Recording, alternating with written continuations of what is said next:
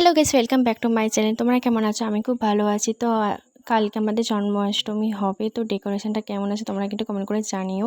কিন্তু ডেকোরেশনে কিছুটা বাকি আছে, সেটা কালকে সকালে সাজিয়ে নেবে ভাই। কিছু বেলুন সাজালে একদম রেডি হয়ে যাবে। জন্মাষ্টমী হবে বলে নাড়ু হবে না, তার জন্য নাড়ুটা মা ভেঙে নিয়ে নাড়ুটা কুড়ে নিয়ে চিনি দিয়ে পাক করে নিয়েছে। এটা নারকেলের সন্দেশ হবে।